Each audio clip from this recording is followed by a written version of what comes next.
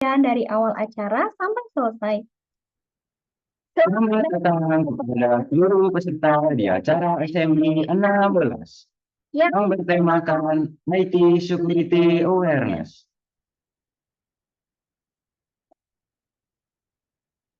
Hadirin dan undangan yang terhormat, sebelumnya kami mengucapkan selamat datang serta terima kasih yang sebesar-besarnya atas kehadiran Bapak Erik Daski, Sarjana Komputer, Magister Komputer, selaku narasumber di acara Assembly ke-16 ini.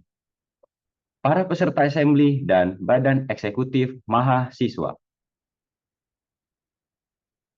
sebelum kita memulai rangkaian acara pada hari ini, marilah kita berdoa agar acara pada hari ini berjalan dengan baik dan lancar.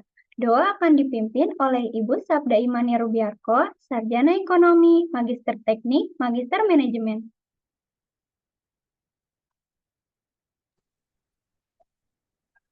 Selamat pagi semuanya, terima kasih atas kesempatannya. Marilah sejenak kita bersama-sama menundukkan kepala, meminta kepada Tuhan Yang Maha Esa agar kegiatan hari ini dapat diberkahi dan berjalan lancar. Bagi yang beragama Islam akan saya pimpin, dan bagi yang non-Muslim silahkan menyesuaikan agama dan kepercayaan masing-masing. Bismillahirrohmanirrohim. Allahumma sholli ala Sayyidina Muhammad wa ala ali Sayyidina Muhammad. Ya Allah, ya Tuhan kami, pada hari yang penuh berkah ini kami bersyukur atas kesempatan yang telah Engkau berikan untuk berkumpul pada acara hari ini. Semoga setiap niat baik kami yang terlintas dapat terwujud melalui rangkaian acara yang akan dilaksanakan hari ini. Limpahkanlah rahmat dan hidayah-Mu ya Tuhan kepada kami, agar segala yang kami lakukan berjalan dengan lancar dan penuh keberkahan. Kami mohon ya Allah, berikanlah petunjuk dan bimbinglah langkah kami dalam setiap kegiatan yang akan dilaksanakan. Jauhkanlah kami dari hal-hal yang dapat mengganggu fokus dan kebersamaan kami. Semoga setiap perbincangan dan diskusi yang hari ini laksanakan dapat membawa manfaat bagi kita semua dan dapat meningkatkan kualitas diri kita terhadap sesama. Ya Tuhan kami, berkatilah para narasumber kami agar mampu menyampaikan ilmu dengan baik dan bermanfaat. Tak lupa bukakanlah hati dan pikiran kami untuk menerima segala pengetahuan yang akan kami peroleh. Kami berharap semoga acara hari ini dapat membekali kami yang menjadi keterampilan dan wawasan yang dibutuhkan dalam menjalani kehidupan kami ke depan, guna membangun nusa dan bangsa. Jadikanlah kami pribadi yang terus belajar dan berkembang demi kebaikan bersama. Rabbana atina fidunya hasanah wa fil akhirati hasanah wa qina azabannar. Ya Tuhan, ya Allah, ya Robbi, lancarkanlah setiap langkah kami. Kabulkanlah permohonan kami. Walhamdulillahirabbil alamin. Terima kasih semuanya. Semoga acara hari ini dapat berjalan dengan baik. Terima kasih. Selamat pagi semuanya.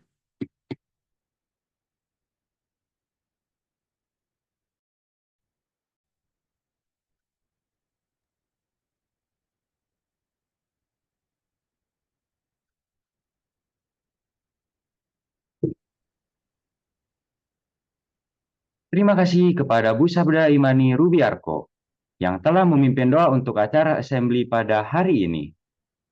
Acara selanjutnya adalah menyanyikan lagu Indonesia Raya dan Mars Pradita bagi seluruh peserta Assembly.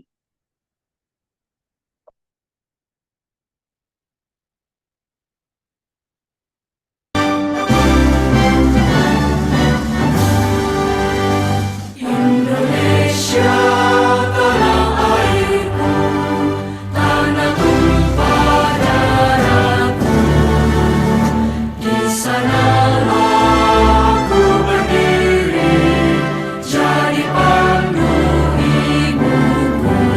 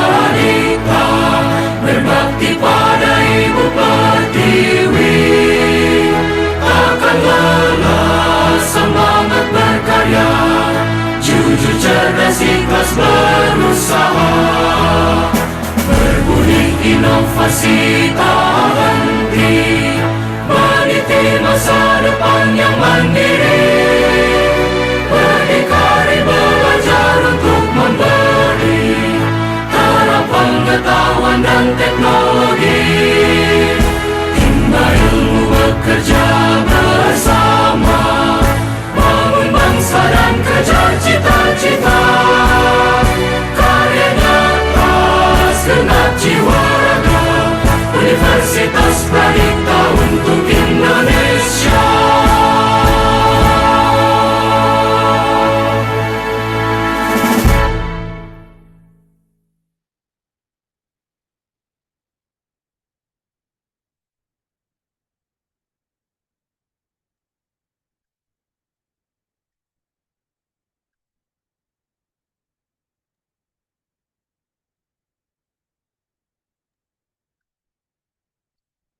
Selanjutnya, kami persilakan kepada Bapak Dr. Hendro Susanto, Sarjana Ekonomi, Magister Manajemen, selaku Wakil Rektor Bidang Akademik Universitas Pradita, untuk menyampaikan kata sambutan.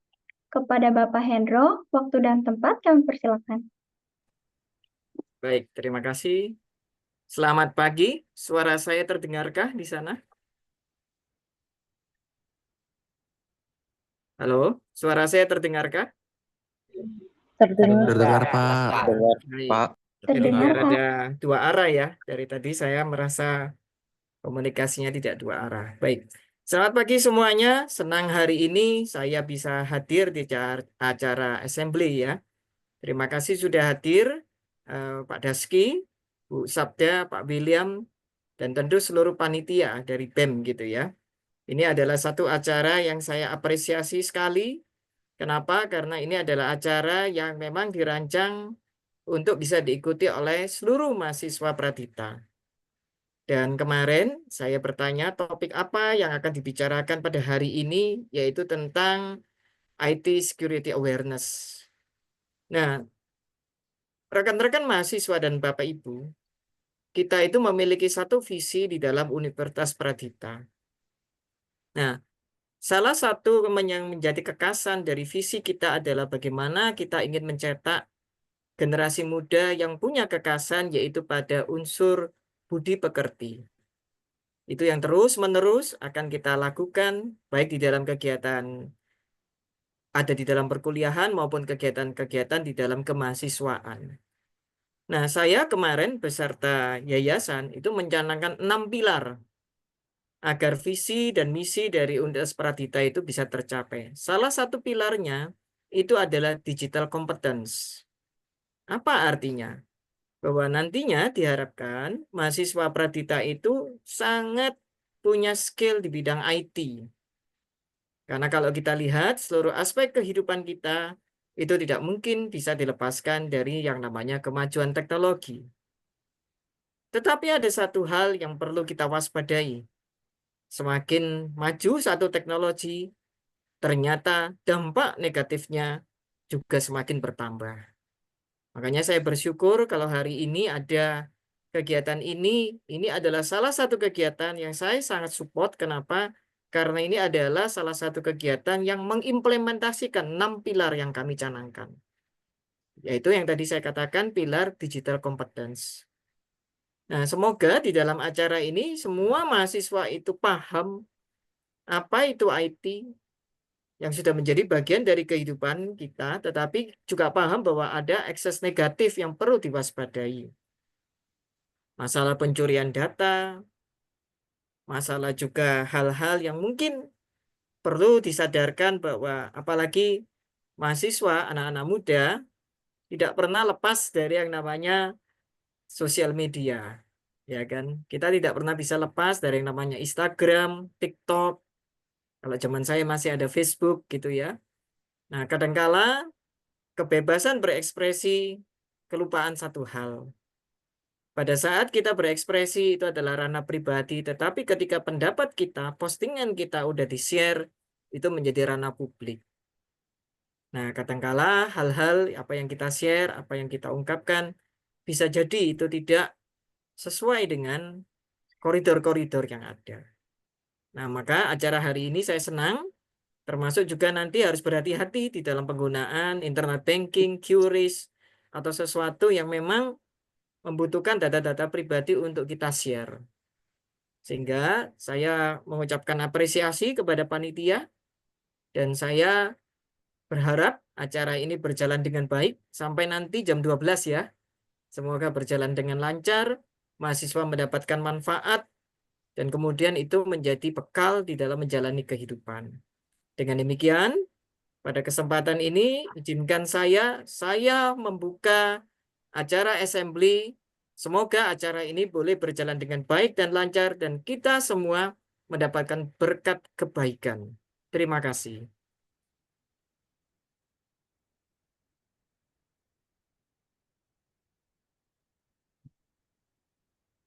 Terima kasih kepada Bapak Hendro Susanto atas kata sambutannya. Selanjutnya, penyampaian materi yang disampaikan oleh dosen jurusan Informatika.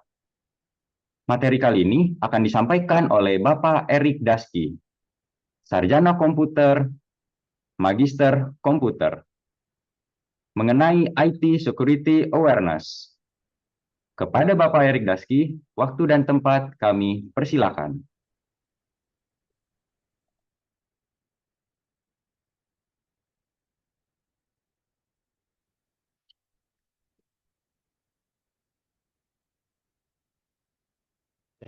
Oke, baik. Terima kasih teman-teman sekalian. Selamat pagi. Terdengar suara saya? Aman ya? Mantap. Oke, sudah apa namanya? Share screen saya sudah terlihat, teman-teman? Jelas, Udah terlihat. Ya, mantap. Oke. Kita lanjut ya, teman-teman ya. Baik, yang pertama-tama saya saya hormati Pak Hendro Susanto selaku Wakil Rektor Bidang Akademik Universitas Pradita. Yang saya hormati Pak William selaku Kepala Unit Kemahasiswaan. Yang saya hormati rekan-rekan BEM dan panitia yang sudah mempersiapkan acara assembly yang ke-16 pada hari ini, dan juga rekan-rekan mahasiswa dan mahasiswi Universitas Pradita untuk semua jurusan yang ada dan yang hadir pada hari ini.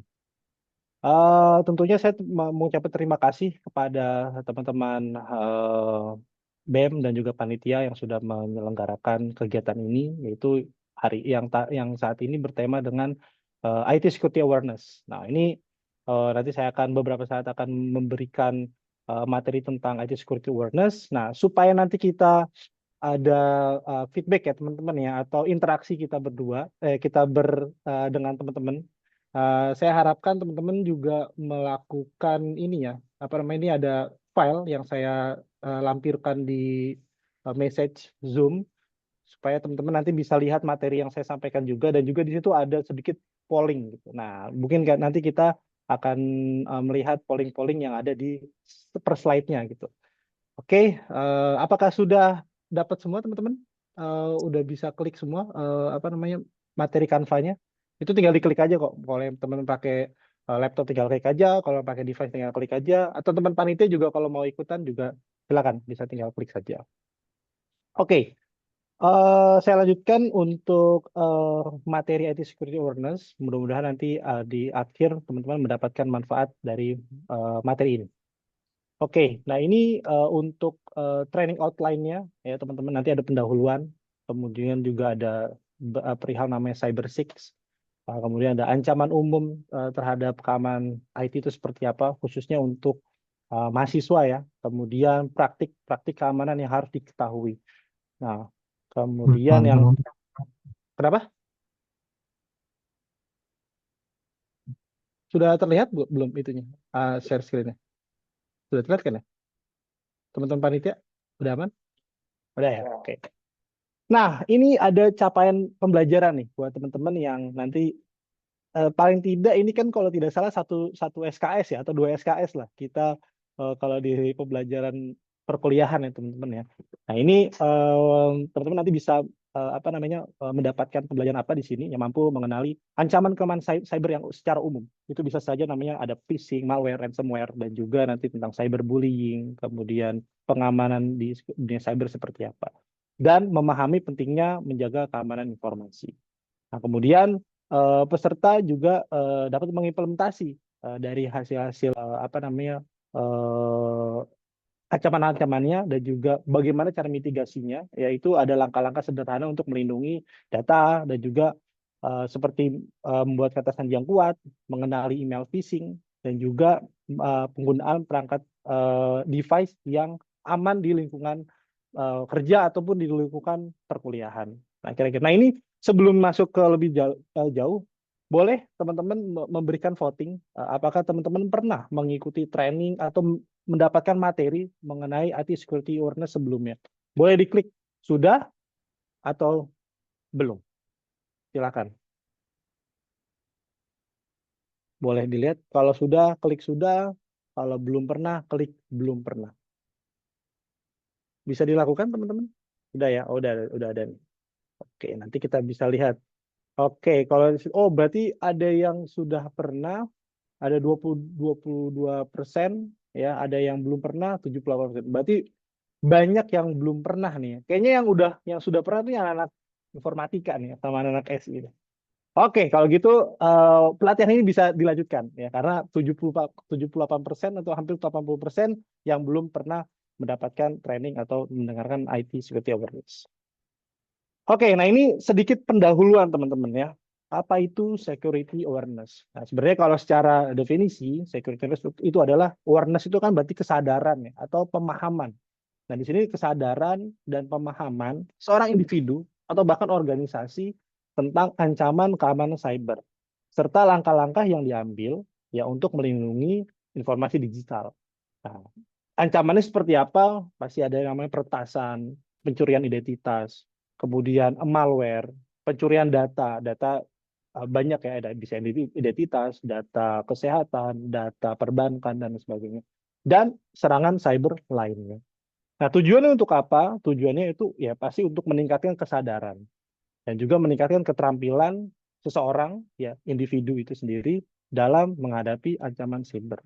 Nah, IT security awareness ini tidak hanya diperuntukkan untuk profesional IT atau orang-orang yang cenderung kerjanya di bidang IT, tidak. Tetapi justru ini adalah langkah utama atau langkah preventif utama bagi semua orang, masyarakat, mahasiswa, staf, karyawan, dosen yang memang kesehariannya itu sudah sangat berkecimpung di bidang internet yang pastinya atau menggunakan sosial media, selalu browsing website, kemudian menggunakan aktivitas-aktivitas yang memang berhubungan dengan internet. Nah, kira-kira itu. Jadi ini IT depannya atau apalagi security gitu. Nah, ini buat anak IT aja. Oh, tentu tidak. Tapi ini bisa untuk halayak umum dan memang ini langkah awal untuk mengetahui dan sadar atas ancaman IT atau ancaman cyber di dunia. Nah, tadi juga Pak Hendro menyampaikan di sini semakin banyaknya perkembangan zaman, ancaman pun semakin tinggi. Nanti kan kita lihat satu persatu, kira-kira ancamannya seperti apa dan cara mitigasinya juga seperti apa. Nah, mengapa IT security awareness itu penting, teman-teman? Nah, di sini karena ancaman terus berkembang, ya, dan juga teknologi semakin maju. Nah, di sini begitu juga dengan ancaman cyber. Nah, di sini harus kita waspada dan juga bisa terhindar dari risiko yang akan terjadi. Pencegahannya berupa apa? Satu, melindungi data pribadi dan akademik. Nah, kalau kita konteksnya di sini adalah mahasiswa, nah ini kita bisa melindungi data pribadi kita dan juga akademik tentunya. Kemudian caranya seperti apa? Mencegah pencurian identitas dan juga penyalahgunaan informasi pribadi. Ini yang sering banyak terjadi. Kemudian menghindari kehilangan akses, ya misalnya ke akun Siakat, akun e-learning, atau bahkan email kampus yang menjadi core keseharian teman-teman untuk melakukan aktivitas misalnya mengirim email atau login ke sistem akademik atau login ke sistem e-learning. Kemudian mencegah serangan phishing dan juga penipuan online. Nah, ini nanti kita juga bahas banyak contoh-contoh phishing, penipuan online dan sebagainya. Nah, mahasiswa ini sering menjadi target serangan phishing melalui email kampus atau email kampus palsu atau email-email yang memang tidak yang memang dirancang untuk melakukan phishing. Nah, kemudian kesadaran terhadap tanda-tanda phishing. Nah, tahu nih, oh yang kayak gini phishing. Oh, kalau misalnya orang mengirim email seperti itu phishing, nanti juga akan saya tunjukkan cara-cara seperti apa. Kemudian mengamankan perangkat dan jaringan. Nah, ini juga teman-teman ya, karena perangkat mahasiswa itu sering juga digunakan untuk tugas akademik, tugas aktivitas digital lainnya. Nah, ini juga harus diamankan, menghindari hal-hal semacam terkena malware, ransomware, dan juga resiko Wi-Fi publik yang tidak aman. Nanti kita juga bahas itu. Kemudian mencegah kerugian finansial dari dan juga pencurian akun. Nah, ini sering nih kita kan pengguna e-wallet, pengguna e-banking dan sebagainya. Itu juga kalau misalnya kita kena retas, kemudian identitas kita dicuri, itu bisa saja ya akun perbankan kita, akun e-wallet kita bisa jadi diambil oleh peretas itu sendiri. Nah, kemudian bisa juga penggunaan password yang kuat. Nah, ini juga bisa menggunakan beberapa metode-metode untuk pengamanan password. Kalau sebenarnya hanya password aja itu kurang. Nanti kita juga bahas lebih lanjut. Ada namanya MFA, multi-factor authentication. Ada 2FA. Nah, ini juga metode-metode untuk pengamanan data di sebuah aplikasi ataupun di sebuah website. Nah, ini juga kemudian mengurangi risiko cyberbullying dan juga jejak digital negatif. Nah, ini tadi juga dimention oleh Pak Hendro, ya kita harus punya digital talent dan juga harus punya sopan santun di dunia cyber. Nah, ini juga bisa awareness buat teman-teman untuk resiko cyberbullying dan juga jejak digital itu juga sangat menentukan tuh, karena nanti teman-teman bisa terkena undang-undang ITE dan lain sebagainya. Nah, kejaran terhadap etika digital dan privasi di media sosial itu juga dapat melindungi reputasi teman-teman di masa depan. Karena apa? Karena jejak digital tidak bisa dihapus. Gitu ya. Tadi juga sudah saya sampaikan, jejak digital yang buruk dapat bertambah pada peluang akademik dan karier. Nah, mungkin teman-teman kalau misalnya pernah ikut seminar HR gitu, seminar portfolio, kebanyakan akan dicek ya CV-nya itu dari sosial media, dari data-data dia di googling dan lain sebagainya. Biasanya sudah ke arah situ. Nah, kita sedikit masuk teman-teman. Ini ada namanya fenomena keamanan informasi di dunia cyber. Kalau misalnya saya sedikit simpulkan, itu ada 6 cyber atau cyber six, dari cyberspace, cyber threat, cyber attack, cyber security, cyber crime, dan juga cyber law. Nah, ini adalah cyber yang kalau misalnya fenomena ini juga terkait ya. Cyberspace itu bisa merupakan internet, itu adalah wadahnya, tempatnya. Ya mungkin kalau nggak ada internet ya nggak ada namanya cyber security. Kemudian threat itu ancamannya. Kalau ada internet, ada orang yang menggunakan secara bersamaan, secara rame-rame, ada value-nya di situ, itu mungkin akan ada ancaman. Dari ancamannya pasti akan ada serangan. Dari serangan, gimana cara mengamankannya? Dari cara mengamankannya itu ada namanya kejahatan yang lebih deep lagi daripada serangan. Kalau ada namanya ancaman, serangan, pasti akan ada hukumnya. Nah, nanti kita akan bahas Cyber Six ini di setiap slide-nya. Kira-kira gitu. Nah, di slide berikutnya ini akan menampilkan tentang yang namanya cyberspace-nya, teman-teman. Nah, ini adalah hasil survei dari APJI. APJI itu adalah Asosiasi Penyelenggara Jasa Internet di Indonesia. Ya, misalnya kayak Bisnet, kayak misalnya Telkom, IndiHome dan lain sebagainya. Itu ada asosiasinya, yaitu ada namanya APJI. Nah, APJI ini melakukan survei penetrasi internet di Indonesia. Nah, ini datanya masih hot ya, masih panas ini, yaitu 2024 yang tahun lalu. Teman-teman bisa lihat di sini ya. Angka kita itu penetrasi internet di Indonesia itu sudah hampir masuk ke 80%. Di tahun 2023 itu sudah 78,19%. Teman-teman bisa lihat di sini ya. Itu hampir 221 juta penduduk Indonesia itu sudah nyemplung di internet gitu. Sudah penetrasi internetnya sudah sangat hampir 80%. Nah, kalau di sini dilihat total populasi masyarakat Indonesia itu ada 278.000 sekian juta penduduk di Indonesia. Nah, ini mengartikan bahwa value internet di Indonesia atau penggunaan internet di Indonesia itu udah banyak banget, udah hampir 80% penduduk Indonesia menggunakan itu. Nah, itu itu menjadi sebuah value dan juga dan juga membuat sebagian ancaman terhadap penggunanya itu sendiri. Gitu. Karena kan kalau misalnya teman-teman lihat misalnya apa namanya generalisasinya ya, ada sebuah apa namanya gula di atas meja itu pasti akan dikerubutan oleh semut. Nah, begitu juga dengan internet nih. Internet itu kan udah banyak orang yang menggunakan pakai media sosial, bisa browsing, bisa melakukan riset akademik, bisa melakukan apa namanya apa entertainment, gaming dan sebagainya. Tapi yang mengintai juga pasti akan ada, yaitu ada ancamannya. Nah, kalau kita lihat di sini, fun fact-nya adalah hampir penetrasinya itu yang persentase warna biru ya. Milenial dan Gen Z itu yang sangat mendominasi apa namanya penggunaan internet di Indonesia. Hampir milenial itu hampir 93% dan Gen Z itu hampir 87% penetrasinya. Untuk pendidikan teman-teman bisa lihat di sini paling banyak itu adalah SMA, SMK dan pasca sarjana, ada juga sarjana S1 dan sebagainya. Nah, yang saya tanyakan adalah mungkin teman-teman silahkan apa namanya menjawab polling di bawah. Seberapa sering nih teman-teman menggunakan internet dalam sehari-hari? Coba boleh di share. Oke, ada oke 1 jam, ada yang 1 jam sampai 3 jam, ada yang 6 jam. Wah, itu ngapain aja tuh? Di apa namanya di internet browsing, main TikTok gitu ya. Kemudian update Instagram.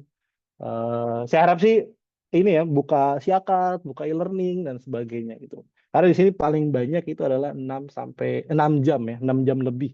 Itu kalau dilihat handphonenya mungkin ya untuk rata-ratanya udah apa namanya persentase penggunaan apps-nya itu bisa dibayangkan tuh seperti apa.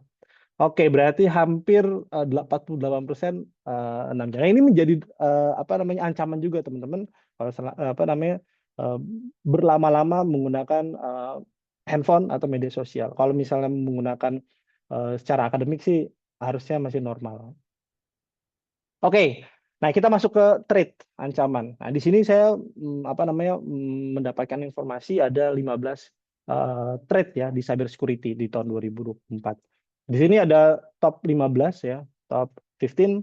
Di sini ada ransomware attacks, IoT vulnerabilities, ada social engineering and phishing attacks, ada supply chain attacks, ada AI powered cybersecurity threats. Kenapa ada AI di sini? Karena kita sudah tahun 2024 2025 ini sudah sangat apa namanya sering menggunakan AI dan lain sebagainya. AI banyak macamnya dan sebagainya, itu bisa juga menjadi sebuah threat cyber. Kemudian paling 3 tertinggi itu adalah ransomware attack, IT vulnerabilities dan juga social engineering dan phishing. Nanti kita lebih banyak dicoba lihat di contoh-contoh ransomware attacks dan juga social engineering and phishing attacks. Karena itu yang paling banyak terjadi apa namanya di Indonesia dan juga banyak yang apa namanya remaja atau Gen Z dan millennials yang apa namanya yang mendapatkan serangan seperti itu. Oke, sorry, next lagi. Nah, ini adalah ancaman umum terhadap keamanan IT atau di dunia cyber. Tadi saya ambil top 3-nya, itu adalah phishing, ada malware and ransomware, dan juga serangan sosial media atau serangan social engineering. Nah, kalau phishing itu adalah apa namanya sebuah metode yang menggunakan email atau pesan palsu yang dirancang untuk mencuri informasi sensitif kepada targetnya. Kalau malware itu atau ransomware itu adalah perangkat lunak berbahaya yang dapat mencuri data, merusak sistem dan juga memblokir akses hingga tebusan yang dibayar. Nah, kemudian social engineering, serangan social engineering itu adalah teknik manipulasi psikologis untuk mendapatkan akses yang tidak sah ke dalam sistem. Itu nanti ini yang serangan umum yang banyak terjadi baik itu di Indonesia atau apa namanya di dunia ya yang memang sering sekali manusia sebagai end user ya atau kita sendiri sebagai end usernya yang terkecoh dan juga apa namanya tidak sengaja dan tidak sadar ternyata sudah apa namanya masuk ke dalam ancaman itu sendiri. Nah, kemudian ini adalah sedikit ancaman umum yang akan saya jelaskan mengenai phishing. Nah, phishing ini bisa juga jenis social engineering yang berupaya untuk memperoleh informasi sensitif ya seperti nama pengguna, kemudian kata sandi dan juga detail keuangan dengan berpura-pura menjadi kontak atau instansi yang terpercaya. Nah, mungkin teman-teman banyak ya kalau di kita sendiri kan pakai Google Mail ya. Di Google Mail itu sebenarnya sudah sangat baik sekali untuk pencegahan phishing. Itu dia ngasih tahu tuh, oh ini spam, oh ini ternyata phishing dan sebagainya. Itu biasanya kalau kita bisa atur lebih dalam lagi itu bisa mencegah lebih baik. Nah, email ini yang tampak berasal dari situs populer, kemudian bank atau e-commerce atau juga bahkan dari teman yang seringkali dapat menipu kita untuk penggunanya yang tidak waspada. Nah, ini ada sedikit dari Verizon ya 62% itu data breach-nya itu ya karena terkena dari social engineering seperti phishing. Jadi banyak yang bocor tahun 2020 itu karena social engineering. Nah, ini saya memberikan satu video teman-teman bisa play. Ini adalah campaign dari BCA yang bagus sekali kalau menurut saya untuk mengetahui awareness terhadap phishing. Karena apa? Karena BCA sendiri itu kan adalah perbankan ya. Industri perbankan dan juga harus melindungi nih baik itu dari dalam internalnya dan juga kepada masyarakat karena banyak juga data yang berbicara bahwa kerentanan paling lemah itu adalah dari usernya. Nah, makanya ada yang namanya IT Security Awareness ini. Nah, ini sedikit ya campaign teman-teman memahami atau mengetahui bagaimana phishing itu terjadi. Silakan dilihat. Stop. Di sini gua bukan mau ngelawak. Gua mau serius.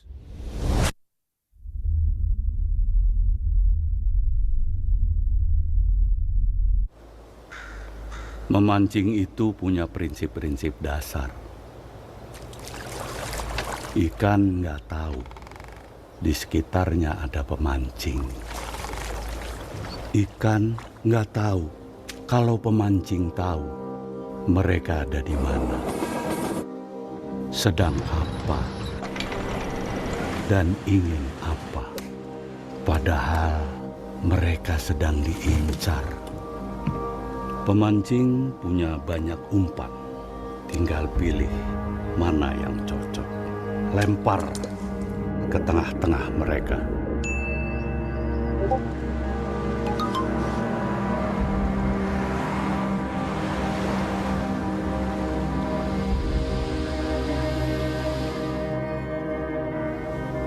Tinggal tunggu satu ikan yang nggak tahu, lalu terpancing.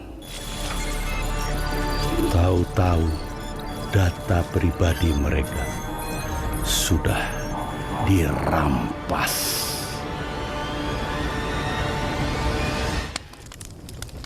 Fatal. Padahal semuanya bisa dicegah dengan Dono Kasino. Kalau Dono asal-usulnya Kasino. Ini seandainya kita semua Dono Kasino. Yang lagi sibuk kerja, tiba-tiba terima notifikasi yang mencurigakan. Stop. Pikir ulang dulu. Dari siapa? Jelas nggak? Dono ya Kasino. Cakep. Yang lagi sibuk juga tapi nggak kerja. Ada iklan muncul di situs bajakan. Tapi ternyata dia pikir ulang dulu. Pintar. Kalau Dono, ya Kasino. Ini ada chat dari kurir paket, kamu pesen apa? Enggak ada pesan apa-apa. Hapus aja deh, nggak jelas. Dono, Kasino. Sadis.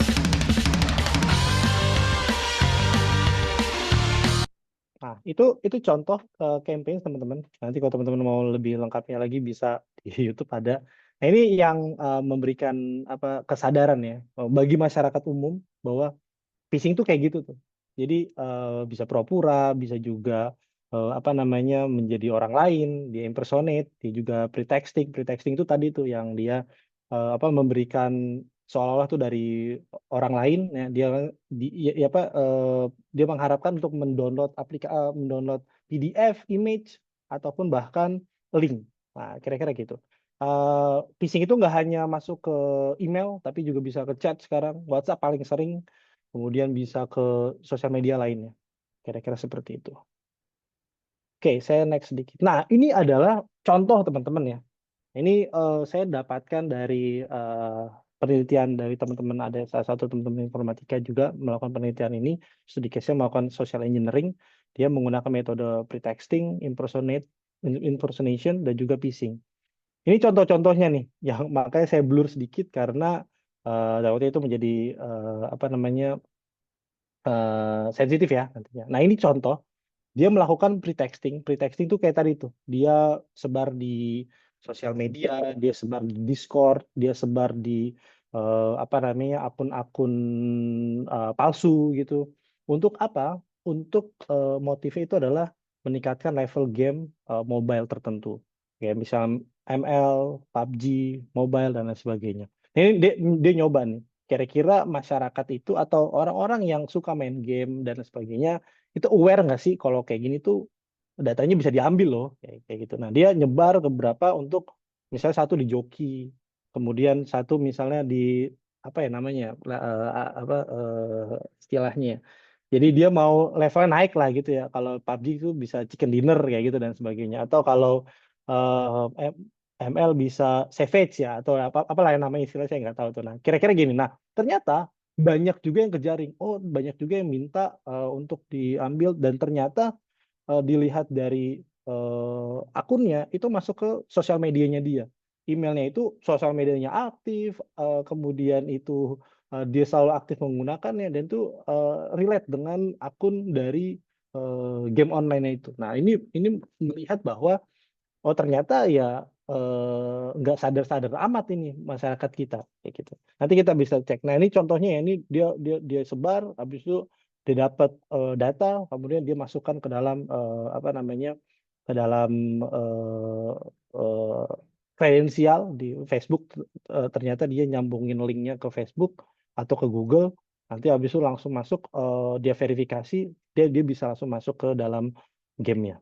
Bahkan dari dalam gamenya, kalau itu nyambung ke Facebook tadi, dia bisa lihat Facebooknya di sini. Kalau dia bisa Google-nya, dia bisa masuk emailnya dan sebagainya. Ini adalah salah satu contoh hasil dari social engineering dengan metode pretexting. Nah, berikutnya ini social engineering dengan impersonate. Impersonate itu adalah dia ini banyak dilakukan ya. Dia seolah-olah menjadi orang tertentu atau seolah menjadi institusi tertentu. Ini contohnya dia apa namanya komunitas game. Ayo kalau mau ceki minat kita open world PUBG dan sebagainya misalnya. Sama dikasih juga akunnya, kemudian dikasih juga apa namanya kredensialnya. Ternyata balik lagi dia nggak pakai akun yang double ya, pakai apa namanya to FA atau MFA dan sebagainya. Langsung aja googling atau tidak pakai OTP segala macam. Dan itu banyak. Hampir nanti ada persentasenya di akhir. Nah, ini contoh-contohnya bisa masuk ke Facebooknya, bisa lihat apa namanya foto-fotonya dan lain sebagainya. Dan ini menjadi akun utama dia. Nah, sebenarnya kan harusnya dibedakan ya akun utama dengan akun yang buat sosial media atau akun untuk kerja.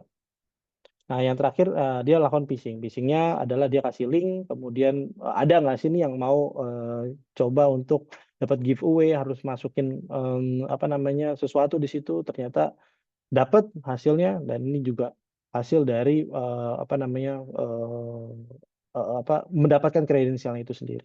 Nah, sebenarnya ini nggak pakai teknik yang tinggi, dia hanya cuman pakai link dan juga dia hanya pakai beberapa akun-akun yang apa namanya memang dia buat sedemikian rupa banyak followersnya dan sebagainya dan bisa terpercaya oleh masyarakat. Nah, bayangan itu kalau misalnya itu satu institusi yang memang kan sekarang banyak ya, biasanya BCA jadi BCA A-nya 2 gitu. Misalnya klik BCA, biasanya klik BCA berbeda dengan yang aslinya, dengan logo yang sama dan sebagainya. Nah, tadi seperti analogi tadi di depan dari Om Indro ya, dia bilang mancing dia itu mancing. Nah, siapa yang kekail, nah itulah yang diambil sama dia. Itu ya, dia kalau misalnya orangnya over ya pasti akan hapus, akan lewat, akan skip dan lain sebagainya. Kira-kira gitu. Nah, ini sedikit visualisasinya. Ternyata yang dapat phishing itu ada 27%, kemudian yang impersonating itu ada 37%, yang kena pre-texting itu 37%. Kenapa sih seperti itu? Karena satu ya, dia pressure tentang lingkungan sosial dan kompetisi. Kemudian keterbatasan waktu, maka dia mau arahnya ke situ ya, naikin leveling dan sebagainya. Nah, dia yang ketiga itu minim kesadaran terhadap risiko. Karena ternyata dalam satu akunnya itu nyambung ke akun-akunnya yang lain. Kemudian ya itu salah satu budaya instan dan FOMO untuk, weh gue udah chicken dinner, udah level savage dan sebagainya mungkin. Kemudian kurangnya edukasi tentang bahaya social engineering. Nah, ini pengaktifan verifikasi 2 langkah atau 2 authenticator atau FA, dan juga penggunaan verifikasi perangkat. Nah, ini yang ternyata sangat miris ketika dicoba ya tentang terkait social engineering, ternyata banyak yang kena gitu. Apakah itu dari teman-teman? Nah, nanti mungkin bisa dilihat datanya. Nah, ini usia. Nah, usia itu rentan paling banyak itu adalah 19 sampai 24 tahun. Nah, ini kita juga was-was bagi teman-teman yang ini kan usianya usia teman-teman mahasiswa ya, 19 sampai 24 tahun, yang ternyata banyak terdampak hal-hal seperti itu. Nah, terus lanjutnya banyak kayak 16, 18, 13, 15 dan 23, 25, 34. Karena apa ya? Tadi levelnya dia kan mau coba menaikkan leveling game. Nah, tanpa berpikir panjang dia langsung kasih aja, atau dia langsung klik email itu sendiri atau link itu sendiri. Kemudian di sini adalah visual background pendidikannya. Paling tinggi itu SMA, S1 dan juga SMP yang terkena serangan itu sendiri. Nah, kemudian ini kita sedikit bergeser dari phishing, kita masuk ke malware. Nah, malware ini adalah sebuah perangkat lunak yang jahat ya, yang didesain atau yang dibuat, yang di-create sedemikian rupa untuk melakukan tindak kejahatan. Nah, di sini yang paling banyak salah satu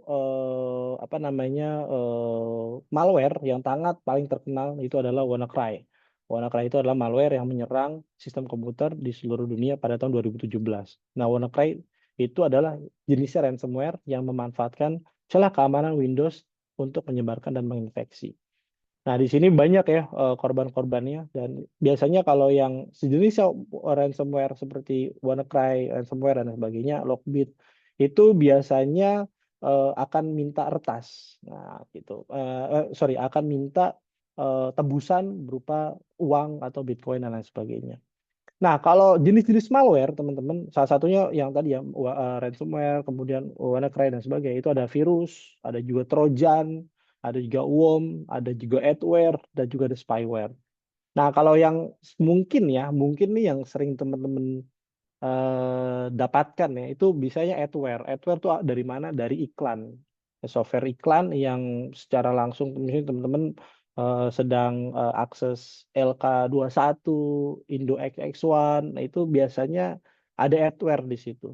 Kan gratis ya, pasti akan ada adware secara tidak langsung itu menginstall di Windows ya teman-teman. Nah, cara pencegahan infeksi malware seperti apa? Jangan mengunduh file dari situs yang tidak terpercaya.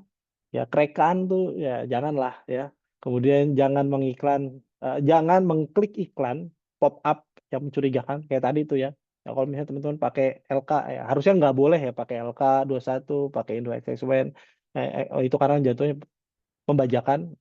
Kalau ada iklan itu ya jangan diklik gitu, atau dihindari. Atau nggak usah pakai sama sekali. Kemudian selalu update antivirus atau gunakan antivirus atau update antivirus, dan juga sistem keamanan perangkat. Nah, contoh serangan itu seperti apa? Dia mendapatkan file gratis ya, ternyata itu malware yang menginfeksi laptop, kira-kira gitu. Atau dia keklik suatu iklan, ternyata download, nggak buru-buru dihapus, ternyata keinstall sendiri di sistem komputernya, habis itu panas, lemot, dan crash. Nah, itu biasanya hal-hal semacam itu tuh yang malware lakukan. Bisa aja teman-teman dijadikan zombie komputer, atau misalnya ya tadi itu adalah ransomware yang tiba-tiba dilihat aktivitas teman-teman, atau dia sebagai spyware melihat aktivitas teman-teman itu seperti apa menggunakan internet dan juga menggunakan laptopnya. Oh, ternyata sering melakukan perbankan di laptopnya, dia akan ngecek tuh, oh ada kredensialnya dan sebagainya dengan teknik-teknik tertentu. Oke, nah ini juga ancaman umum terhadap keamanan IT lainnya itu adalah ransomware tadi ya, salah satu dari malware. Tapi ransomware ini yang banyak terjadi baik itu sebenarnya di industri sih. Nah ini di industri perbankan, pemerintahan itu sering banget terjadi.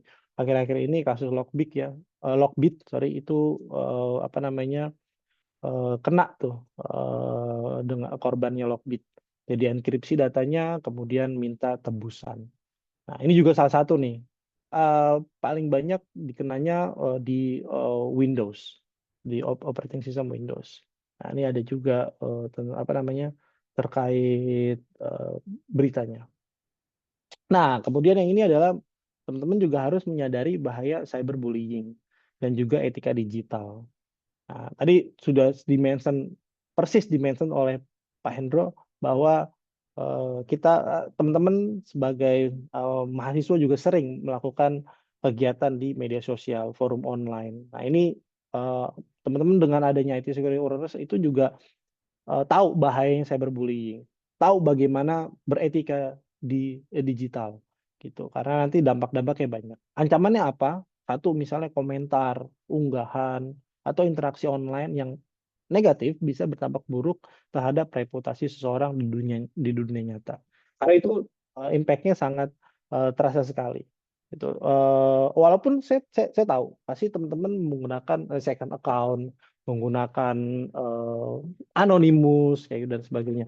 Nah, tapi itu biasanya itu bisa di tracking lebih lanjut oleh orang-orang yang mempunyai apa namanya otoritas ya untuk hal seperti itu. Misalnya contoh ada seorang dia pakai second account, kemudian atau dia pakai anonymous dan itu bisa terlihat terlacak kalau misalnya oh ternyata dia ujaran kebencian nih, atau dia melakukan cyberbullying yang sudah sangat meresahkan gitu. Oh ternyata dia melakukan doxing misalnya. Doxing itu menyebarkan identitas ke orang lain di sosial media. Itu bisa dilakukan penelusuran oleh tim otoritas, dicari itu siapa. Nah, itu ada. Namanya masuknya ke forensik digital. Kemudian contoh kasusnya ada seorang mahasiswa misalnya atau mahasiswi membuat konten negatif ya, terhadap temannya atau dosennya di forum kampus misalnya. Tapi disadari komentar itu menjadi viral dan akhirnya mahasiswa tersebut dapat teguran dari pihak kampus. Kalau itu dilanjut bisa aja karena kita punya cyber law, nanti saya juga apa namanya bahas itu di akhir.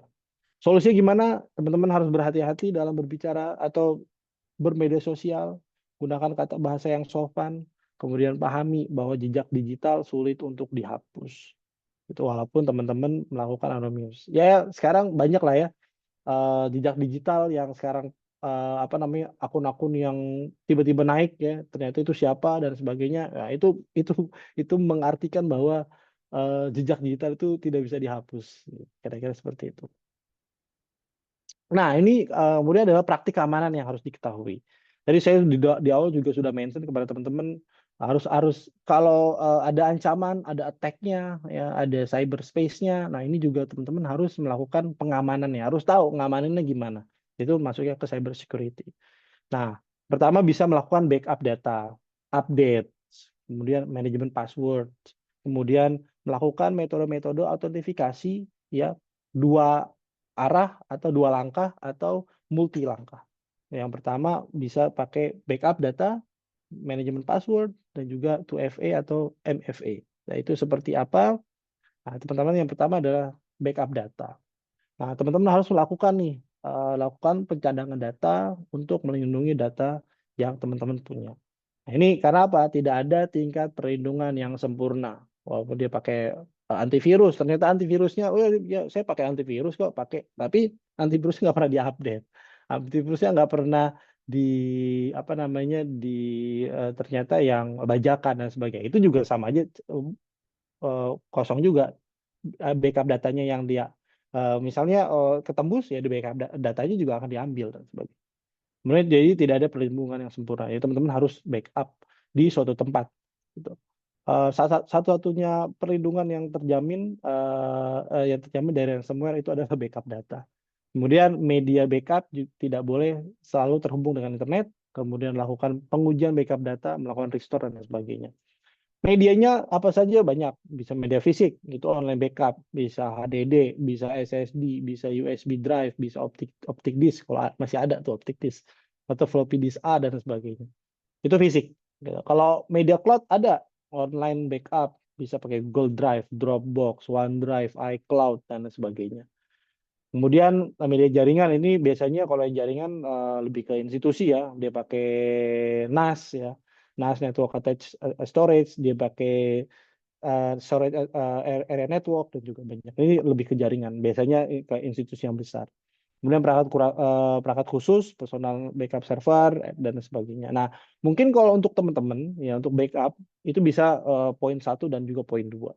Melakukan backup disk fisik ya atau juga melakukan backup cloud online. Jadi di samping punya backup cloud ya kalau teman-teman pakai Google Drive, pakai OneDrive, iCloud misalnya, itu kan udah punya ya, udah ada dapat situ ya 10 giga atau 5 giga, ya backup lah di sana. Dan juga tetapi juga punya backup di hard disk. Kira-kira gitu. Sekarang yang kalau hard disk berat Pak, hard disk pakai USB drive. USB drive terlalu kecil, lama pada saat ngopinya pakai SSD. Nah, jadi banyak sekali pilihan. Nah, yang berikutnya itu update. Ini sering-seringlah melakukan update, teman. Update perangkat lunak, ya itu sangat penting sekali. Itu untuk keamanan ya. Nah, apa yang aman kemarin mungkin tidak aman pada hari ini. Jadi selalu backup, baik itu laptop, baik itu handphone, kemudian perangkat tablet dan sebagainya dicek. Karena apa? Karena ada namanya setiap patching ya, setiap aplikasi itu pasti akan di patching oleh pemilik aplikasinya. Nah, gunanya untuk apa sih di patching ya? Untuk menutupi bug-bug yang ada yang bisa diambil atau bisa dieksploitasi oleh para hacker dan sebagainya. Gitu. Jadi selalu update. Ini gampang kok. Kalau ada notifikasi update dari Windows 11 ya update. Ada notifikasi dari handphone, dari iOS, dari Android, update. Selalu kalau update. Biasanya kan, kalau update pekerjaan saya hilang semua. Lama nih, malam hari update-nya. Kemudian lebih dari 450.000 malware baru ya atau virus dan ransomware dirilis setiap hari. Nah, ini kalau dia baru dia tuh akan mempelajari itu. Oh, ternyata Windows 10 sudah out of date misalnya. Ya, yang pengguna Windows 10 itu yang menjadi sasarannya. Gitu. Makanya kan setiap regularly si Windows selalu minta update dan sebagainya. Begitu juga dengan Mac, begitu juga dengan Linux dan sebagainya. Kemudian tidak ada yang bersifat set and forget. Jadi diatur sekali untuk lalu dilupakan. Itu nggak ada kayak gitu. Jadi harus teman-teman melakukan update. Nah, ini keeping your system up to date itu sangat penting ya. Misalnya operating system tadi saya bilang. Microsoft Windows, Apple Mac OS, Linux itu merupakan operating system yang mungkin teman-teman menggunakan sekarang. Ada yang pakai Windows, ada yang pakai Apple Mac OS, ada yang pakai Linux, itu diupdate. Nah, ini fun fact adalah Windows 7, warning bagi teman-teman yang masih pakai Windows 7 sudah tidak disupport sejak Januari 2020. Nah, ini harus ditinggalkan gitu. Ya kalau ada yang masih pakai, enak Pak nih, lebih ringan dan sebagainya. Ya iya memang, tapi ya harus ditinggalkan karena kalau resikonya juga akan banyak sekali menggunakan operating system yang sudah tidak update lagi atau sudah tidak support lagi. Nah, kemudian Windows 10 end of life-nya itu adalah Oktober 2025. Jadi yang teman-teman yang masih pakai Windows 10 segeralah update dan migrasi ke Windows 11 atau operating system lainnya seperti Linux base dan sebagainya. Kalau misalnya iya Pak, laptop saya nggak support nih Windows 11 ya. Memang begitulah industri melakukan dalam arti kata bisnis ya, dia harus kalau nggak diupdate ya resikonya akan ditanggung oleh user itu sendiri. Atau pakainya Windows tapi nggak pernah connect internet. Misalnya contoh kayak gitu. Nah, kemudian antivirus. Nah, ini kalau teman-teman menggunakan antivirus, ada install antivirus, ya tolong diperbaharui. Misalnya yang paling basic itu adalah Windows Defender. Defender selalu dicek tuh selalu diupdate atau tidak. Nah, ini antivirus banyak ya, ada Symantec, ada Norton, McAfee, Windows Defender, Avast dan sebagainya. Ya, gunakan apa namanya antivirus yang memang sudah punya nama, kira-kira gitu. Nah, juga yang terpenting adalah jangan lupa update perangkat lainnya seperti browser. Browser itu kalau teman-teman pakai itu pasti selalu minta update gitu. Nah, tolong dicek pada saat browsing Windows-nya browser sudah update atau tidak. Windows seperti browser Chrome, Firefox, Edge, Safari, dan serta perangkat mobile yang digunakan sehari-harinya dipastikan up to date. Kira-kira seperti itu. Nah, berikutnya juga teman-teman bisa melakukan manajemen password. Nah, di sini ada sedikit meme ya. Someone figure out my password. Now I have to rename my cat. Jadi intinya adalah passwordnya semuanya pakai nama kucingnya dia gitu. Itu kan harusnya tidak seperti itu. Nah, ini teman-teman harus melakukan manajemen password. Nah, simpan kata sandi di lokasi yang aman, jangan di sticky notes, jangan disimpan kata sandi dengan teks yang terbuka di komputer, ya seperti ada di Word, Excel dan lain sebagainya. Nah, gunakan tempat yang aman. Biasanya ini saya tidak menyarankan keras gitu. Kalau bisa menggunakan password manager, Bitwarden, KeePass, LastPass, Apple Keychain, Chrome dan sebagainya. Kalau saya biasanya sih kalau misalnya ada perangkat yang pakai Apple ya pakai Apple Keychain dan sebagainya. Chrome ya etis nggak sih kalau ada pertanyaan Chrome apakah aman tuh Pak nyimpan passwordnya di Chrome? Kalau saya forgot lagi ya. Remember passwordnya ya di Chrome, tapi Chrome balik lagi harus update, kira-kira gitu. Keuntungan password manager apa? Ya satu kata sandi kuat untuk mengakses semuanya, kata sandi bisa disimpan di tempat yang aman, bisa mengisi otomatis ya nama pengguna atau kata sandi di swab, ya langsung kita nggak usah pakai username. Kan biasanya kayak gitu ya, masuk ke Siakat, lupa passwordnya, tanya ke admin. Lupa password Aswaya misalnya e-learning, lupa lagi passwordnya. Biasanya kan kalau dia pakai manajemen password, baik itu di Chrome, baik itu di aplikasi password manager, dia nggak usah ingat lagi. Atau nanti ada pakai 2FA atau MFA. Nah, keuntungan lainnya apa? Sinkronisasi antara desktop, laptop, dan perangkat seluler. Nah, itu jadi saling terintegrasi. Tapi pilihnya yang benar-benar ini ya teman-teman ya, yang benar-benar trust lah, itu yang sangat dipercaya. Nah, manajemen password tipsnya seperti apa? Hindari menggunakan informasi yang dapat dikaitkan dengan nama Anda. Bisa email, nama anak, nomor handphone, nomor telepon, tanggal lahir, nama hewan peliharaan, tim olahraga favorit, itu digunakan. Tapi kalau misalnya punya kombinasi yang baik, boleh. Gunakan kata sandi yang berbeda untuk setiap akun. Nah, ini kalau misalnya teman-teman pakai manajemen password atau ada menghasilkan 2FA, MFA, biometrik, sidik jari, harusnya sih masih aman ya, kayak gitu untuk yang kata sandi yang berbeda setiap akun. Tetapi kalau mau baik ya setiap akun akan berbeda-beda. Ya teman-teman harus mengingatnya. Kemudian kata sandi otomatis yang hampir mustahil ditebak, gitu ya. Kemudian atau yang generate ya pada saat teman-teman register itu ya, kan biasanya di Chrome atau di aplikasinya minta passwordnya yang susah tuh ya. Atau ada yang pakai generate password. Nah, tapi itu harus diingat, harus di copy, harus disimpan di tempat yang aman. Gitu. Kemudian buat password yang susah ditebak, paling tidak 12 karakter atau lebih. Nah, panjang karakter lebih baik daripada kompleksitas kombinasi huruf, karakter, dan juga angka. Bad password itu seperti ini misalnya. Password P@SSWORD. Nah, itu cuma 8 karakter, tapi ini pasti akan bisa ditebak. Gitu. Nah, great password adalah ya anak saya lahir 1 Juni 2019 misalnya gitu. Panjang gitu ya. Tuh anak saya namanya ini. Jadi ada satu rangkaian, ada huruf besar, huruf kecil, ada juga number, ada juga karakter dan sebagainya. Gitu. Ya memang keamanan juga dan juga kenyamanan berbanding terbalik pada saat melakukan manajemen password. Jadi kalau teman-teman mau aman, ya pasti akan agak ribet gitu. Tapi kalau teman-teman mau nyaman, ya passwordnya yang biasa-biasa aja kira-kira. Tapi ancaman pasti akan terjadi. Nah, ini adalah top 20 password by rank year ya, yang sering digunakan gitu. 2020, 2021, 2022 itu namanya 1, 2, 3, 4, 5, 6 password. Ada QWERTY 1, 2, 3, ada 1, 2, 3, 4, 5, 6, 7, 1, 2, 3, 4. Ada juga million two dan sebagainya. Ada 111 dan sebagainya. Biasanya ini kan password-password yang default ya. Nah, ini sebaiknya segera diganti. Nah, ini di sini ada link, teman-teman.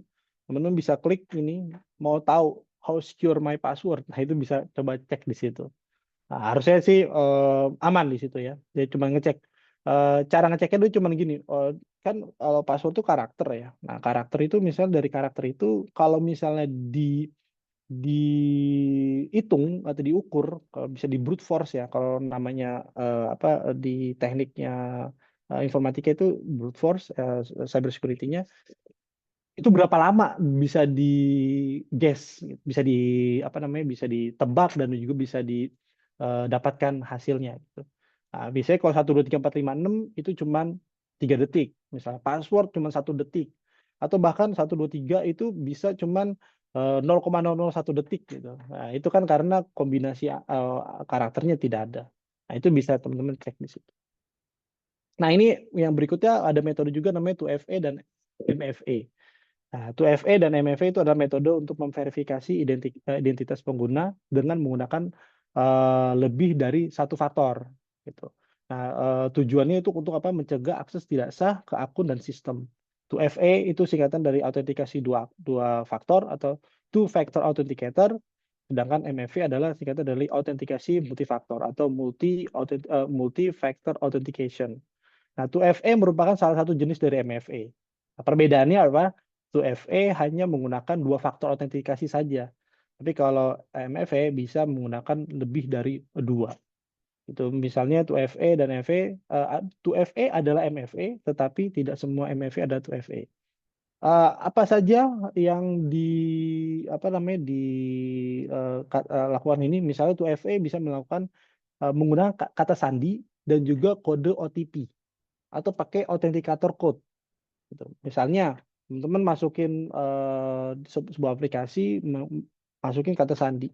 Kalau misalnya kata sandinya teman-teman bocor, itu kalau tidak pakai OTP atau 2FA atau pakai MFA, itu langsung masuk ke akses yang sah jatuhnya kan. Tapi kalau pakai OTP atau pakai authenticator code, misalnya OTP masuknya ke SMS, OTP masuk ke email, OTP masuk ke WhatsApp misalnya. Nah, itu contohnya seperti itu. Kalau dia lagi perbankan, biasanya sudah ke arah situ. Misalnya di e-wallet, pakai media transportasi online itu biasanya udah pakai OTP. Atau satunya lagi pakai authenticator code. Nanti saya tunjukin lagi authenticator code. Jadi nanti dia akan menyimpan di aplikasi tersebut. Jadi ketika masukin kata sandi, dia minta lempar ke authenticator code. Nanti kita tinggal cek, oh ada 6 digit, ya kita tinggal masuk. Nanti langsung masuk. Jadi melindungi jadi dua langkah lah atau dua faktor lah, atau nggak pakai OTP, ada kata sandi, pakai OTP atau pakai authenticator code. MFA itu tambahan lagi, pakai biometrik, pakai sidik jari, pakai iris, pengenalan wajah dan sebagainya. Itu MFA. Nah, ini juga ada juga MFA yang tambahan lagi satu, lokasi geografis pengguna. Jadi kalau nggak di Pradita nggak bisa login gitu, kira-kira kayak gitu. Terus ada juga upaya login yang gagal, cuma dikasih 3 kali, cuma dikasih 2 kali kesempatan untuk login, kan banyak ya. Kalau 3 kali login gagal, dia harus akunnya dibekukan atau dia langsung kirim verifikasi di email yang didaftarkan untuk reset misalnya. Atau yang biasanya lebih restrik lagi adalah ya akunnya dibekukan, ya dia harus orang tersebut yang harus ngebuka karena kan ada kesalahan code base itu diperbankan kayak gitu. WFA cocok untuk sebagian pengguna individu, bisnis kecil dan sebagainya. Tapi kalau MFA biasanya organisasi yang lebih besar. Nah, kita sebagai pengguna biasanya pakai 2FA aja sudah cukup. Nah, makanya saya sarankan ke teman-teman seperti email, seperti akun sosial media, itu baiknya diaktifkan 2FA-nya. Baik itu pakai OTP, pakai sidik jari ataupun pemindai wajah atau alis mata. Kira-kira kayak gitu. Nah, ini contohnya untuk MFA atau 2FA ya, teman-teman ya. Ini contoh dari authenticator-nya dari Google, ini dari authenticator-nya dari Microsoft, sorry. Nah, ini teman-teman silahkan ya kalau misalnya mau pakai authenticator code atau pakai OTP, baik itu ke OTP ke SMS, ke WhatsApp ataupun ke email dipersilakan. Tapi juga bisa dipersilakan pakai aplikasi-aplikasi sini. Nah, saya mau tanya nih, apakah Anda teman-teman sudah melindungi data Anda atau password Anda dengan 2FA atau MFA? Silahkan di vote di sini, teman-teman. Oke, sudah. Berarti teman-teman sudah banyak yang aware terhadap email, aplikasi yang sudah teman-teman buat di sini ya. Biasanya kan di sosial media itu pasti harus diaktifin tuh. Di email pun di Google juga harus ngaktifin tuh. Gitu. Nah, mungkin yang masih ragu-ragu saya nggak tahu nih. Kenapa masih ragu-ragu gitu. Mungkin ini ya masih ragu-ragu ini berguna apa enggak ya, atau ngeribetin gitu ya. Kalau saya sih lebih enak itu. Jadi daripada susah ya nanti ketika diretas nanti teman-teman bisa melindunginya dengan dua faktor tersebut. Bagus, berarti ini teman-teman sudah mengaktifkan 2FA tersebut. Nah, kemudian keamanan saat online. Nah, keamanan saat online di sini kita bisa melihat ketika misalnya kita mendapatkan email, kita mendapatkan link di WhatsApp, di message, baik itu di DM dan lain sebagainya, ya, yang kaitannya dengan URL atau bahkan yang kaitannya dengan file-file PDF, file-file JPG yang menurut kita tanda petik nih, ini bener nggak sih filenya ketika di download benar nggak nih filenya dan sebagainya dari orang-orang yang kita tidak kenal gitu. Nah, ini bisa kita verifikasi dulu, kita periksa URL-nya dengan teliti, kemudian arahkan kursor ke tautannya, hover link-nya bener nggak sih. Oh, kalau misalnya bener, dia akan mengarahkan ke domain ya, kayak misalnya microsoft.com misalnya atau pradita.ac.id. Nah, itu kan berarti sudah benar tuh. Nah, barulah teman-teman bisa sniff test misalnya dan kemudian bisa klik. Itu biasanya jangan langsung apa nih ada link dari Siakat misalnya langsung diklik gitu. Nggak lihat dulu ini dari mana, headernya apa, kontennya apa, dia minta apa di situ. Nah, itu harus dicek. Tadi kayak contohnya di Dono Casino gitu ya. Nah, itu teman-teman bisa lihat kalau ada yang mencurigakan seperti itu, ya mendingan dihapus atau dilewatkan. Atau kalau penasaran bisa di hover. Ini dari mana ya sebagainya. Nah, kemudian ini contoh-contohnya ya, periksa URL dengan teliti, kita lihat URL-nya. Itu ngarah ke domain yang benar atau tidak. Misalnya, oh amazon.com. Oh iya, ini ternyata amazon.com benar. amazon.com. Oh ternyata ketika di hover, oh ternyata amaz0n. Ternyata bukan kan. Atau tadi ternyata di blogspot, ternyata mengarah ke situs-situs yang tidak terpercaya dan sebagainya. Itu teman-teman harus dicek lagi. Kemudian ada lagi pastikan dia HTTPS gitu. Nah, HTTPS atau tidak itu teman-teman bisa lihat di header URL di atas. Kira-kira gitu. Kemudian periksa pengirimnya dari mana. Kemudian resmi atau tidak dan sebagainya. Kemudian gunakan pemindai tautan dan klik tautan tersebut jika sudah ya. Atau misalnya teman-teman kalau misalnya sudah punya virus atau antivirus misalnya gitu ya, bisa dipakai pindaian URL-nya ke link tersebut. Kira-kira begitu. Nah, ini contoh kita bisa mudah mengenali scam. Nah, ini contoh ya. Ini di email saya ya, kebetulan nih. Ini scam sih sebenarnya. Dia bilang dari PayPal. Nah, tapi ketika dilihat namanya Deborah Noel, emailnya aneh, ya itu teman-teman bisa skip atau bisa notice ini sebagai spam.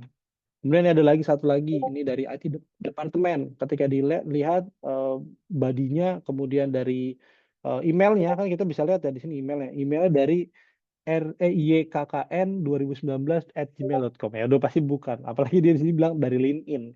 Nah, kalau dilihat klik ini di hover ya, tadi maksudnya hover itu adalah diklik ini, kelihatan tuh, oh ternyata dia hanya di 192, dia tanpa ada IP-nya apa namanya tidak pakai apa namanya tidak pakai domain gitu. Nah ini jelas teman-teman bisa mencurigakan dan lain sebagainya. Kayak gini kan sering nih. Reminding from Kenny, ini ada totally for other message waiting for your reply. Klik ini, wah itu udah pasti dia akan melakukan ini phishing pasti. Nah, teman-teman bisa lihat itu.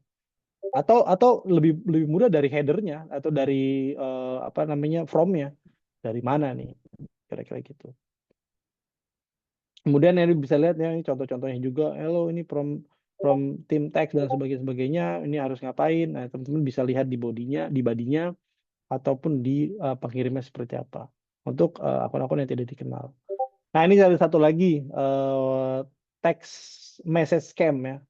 Pesta isi ulang dan sebagainya. Terus di sini linknya adalah THR isi ulang 19.blogspot. Nah, ini bagi orang sebagian yang ini bisa dihapus, tapi bagi orang yang nggak tahu, apalagi ada voucher dan sebagainya, dia main klik aja. Ya bisa aja nanti ke take over mobilenya, ke take over nanti misalnya diminta untuk masukin kredensial username password dari email ataupun dari e-banking teman-teman kayak gitu. Terus ini juga salah satu ya. Ini ada paket nih, kodenya seperti ini. Padahal dia nggak ada paket apa-apa. Terus dia klik ini. Itu salah satu nge-trigger dari apa namanya pretexting tadi ya. Dia klik ini, kemudian oh ternyata itu phishing. Kemudian ini juga kenali keamanan saat online. Nah, teman-teman bisa lihat kenali di sini HTTPS versus HTTP versus HTTPS. Nah, teman-teman harus mahamin ini ya. Oh ini enggak apa namanya tidak secure dan sebagainya, itu teman-teman harus pahami. Digembok atau tidak, ini warnanya hijau, trusted atau tidak. Nah, itu harus teman-teman pahami. Kemudian penggunaan WiFi untuk akses dengan secure, akses yang secure. Nah, ini WiFi public, teman-teman. Nah, ini yang recommended itu adalah WPA2 AS. Ini recommended. Nah, teman-teman harus menghindari bahayanya WiFi publik. Nah, WiFi publik di sini adalah tidak semua WiFi publik itu aman. Gitu. Jadi teman-teman pastikan harus punya langkah preventif yang lain. Misalnya ya, lagi tugas gitu di McD gitu, lagi tugas di Fore gitu, lagi tugas di Starbucks gitu ya. Ternyata pakai akses WiFi-nya Starbucks. Nah, itu sebenarnya kita tidak langsung daerah situ yang menekap situ ada namanya man in the middle. Man in the middle itu adalah orang attacker yang masuk ke jaringan yang sama, apalagi akses WiFi-nya publik, dia tidak WPA AS2, itu bisa melakukan scan terhadap orang-orang yang ada pakai WiFi itu sendiri. Itu sudah saya coba di teman-teman cyber security, itu mereka udah coba ya, bisa terlihat itu siapa yang connect, siapa yang enggak. Nah, itu untuk langkah selanjutnya itu bisa dilakukan. Bisa sniffing, bisa ngelihat oh dia ngapain aja dan sebagainya. Nah, solusinya apa? Solusinya ya hindari login ke akun penting saat menggunakan WiFi publik. Kalau mau penting banget ya gunakan VPN gitu. Jadi dan atau matikan fitur auto connect WiFi di perangkat. Kira-kira gitu. Misalnya di hotel itu kan WiFi publik juga kan. Kemudian di tempat keramaian dan sebagainya. Pastikan teman-teman kalau misalnya tidak mendesak saja ya pakai tethering saja. Atau kalau misalnya sedang perlu banget ya mau tidak mau menggunakan VPN. Tapi sekali lagi VPN harus cari yang juga trusted. Karena banyak VPN juga yang memang melakukan pencurian data. Kira-kira gitu. Kemudian juga jangan pernah mengklik atau menginstal apapun berdasarkan pop-up di situs web. Yang tadi yang sudah saya sampaikan di adware juga pastikan teman-teman tidak melakukan hal seperti itu. Ini ada sedikit quotes. Data is the new gold. Your data is valuable. Nah, teman-teman kalau lihat di situ apa namanya data sekarang kalau Teman-teman mungkin kalau misalnya mau ngecek ya, email saya itu kena retas atau enggak sih, itu bisa di have my password found kalau nggak salah. Nanti saya tunjukkan juga kalau ada waktu. Nah, kemudian yang terakhir ini adalah hukum cyber. Nah, hukum cyber ini adalah kalau bilang cyber law. Nah, ini adalah hukum yang mengatur penggunaan teknologi informasi dan komunikasi, ya termasuk internet, komputer, data digital, dan juga keamanan siber. Nah, ini cyber law ini mencakup berbagai aspek hukum yang berhubungan dengan dunia digital. Nah, seperti cybercrime tadi, transaksi elektronik, perlindungan data pribadi, dan juga hak kekayaan intelektual digital, dan juga kebijakan internet. Hukum cyber Indonesia seperti apa sih? Ya, mungkin bagi teman-teman yang belum tahu, kita punya cyber law di sini, itu ada namanya UU ITE nomor 11 tahun 2008. Ini mengatur tentang kejahatan cyber, transaksi elektronik, dan juga perlindungan data. Nah, UU ITE nomor 11 tahun 2008 itu diperbaharui di tahun 2016. Itu menjadi UU ITE Undang-Undang nomor 19 yang untuk menyesuaikan dengan perkembangan teknologi. Nah, yang terbaru, yang paling baru itu adalah Undang-Undang Perlindungan Data Pribadi atau PDP. Ini kalau di luar namanya GDPR, General Data Regulation Protection. GDPR. Nah, itu kalau di Singapura itu mungkin udah dari dulu ya, udah dari tahun-tahun 2010. Indonesia baru tahun 2022. Ini untuk apa? Melindungi hak pengguna terkait data pribadi yang dikumpulkan oleh perusahaan atau pemerintah. Nah, ini apa namanya? Sebenarnya teman-teman kalau store di Tokopedia misalnya, atau kalau misalnya di dompet digital gitu, itu kan sebenarnya menyimpan data pribadi teman-teman ya, data apa namanya nasabah, kemudian data teman-teman KTP, kemudian apa jumlah uang yang ada di situ. Nah, itu kalau bocor, nah itu sebenarnya teman-teman bisa menuntut gitu. Karena ini sudah di apa namanya disahkan dan juga sudah dijalankan dan implementasi akhir Oktober 2024 kemarin. 2024 atau 2023 gitu. 2024, sorry. Jadi 2025 ini sudah, jadi kalau ada perusahaan-perusahaan yang leak datanya, ya dia harusnya bisa dituntut oleh orang yang, oh bener nih data saya nih, recordnya, kapan transaksinya dan sebagainya, itu bisa dilakukan ajukan. Karena untuk apa? Untuk melindungi data pribadi. Gitu. Misalnya data pribadi teman-teman juga kena doxing misalnya, kena doxing itu. Ada orang anonimus upload atau teman-teman kalian upload juga data, itu sebenarnya bisa masuk kena undang-undang perlindungan data pribadi. Jadi hati-hati saat menyebarkan informasi identitas orang lain, jangan main langsung upload, jangan langsung main posting dan sebagainya, itu akan mengakibatkan fatal juga karena itu ada undang-undang yang melindunginya. Kemudian juga ada undang-undang hak cipta. Nah, ini mengatur perlindungan hak kekayaan intelektual digital seperti software, musik, film, karya lainnya. Software berarti jangan pakai yang bajakan, musik ya jangan mendengarkan yang dibajakan, film juga hindari juga udah LK21, kemudian apa namanya pakai Indo XX1, itu sebenarnya dihindari karena apa? Itu akan ada di namanya Undang-Undang Hak Cipta. Itu dilindungi di Undang-Undang Hak Cipta. Kalau misalnya teman-teman menggunakan itu di tempat publik ya, itu bisa aja kena isu dari apa namanya yang punya atau orang yang apa yang aware terhadap hak kekayaan intelektual digital.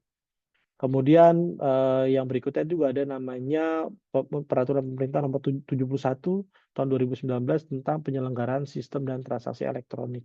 Ini mengatur penyelenggaraan sistem elektronik dan juga keamanan siber dan juga bertanggung jawab terhadap penyedia layanan digital. Nah, ini 4 undang-undang ini sudah jalan ya teman-teman. Nah, teman-teman pasti harus aware terhadap ada namanya cyber law. Nah, yang paling memang sering apa namanya kasus yang terjadi ya biasanya berkaitan dengan Undang-Undang ITE. Kira-kira gitu. Nah, ini dari saya terakhir, mungkin kalau saya mau lihat vote dari teman-teman, seberapa penting menurut Anda IT security awareness dalam kehidupan sehari-hari. Silakan di vote nih, baru 8 orang, 9 dan sebagainya. Oke, oh cukup penting ya. Ada yang nggak bilang tidak penting?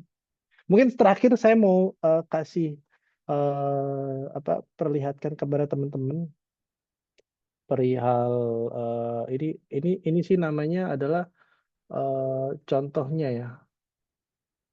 Ini kelihatan ya.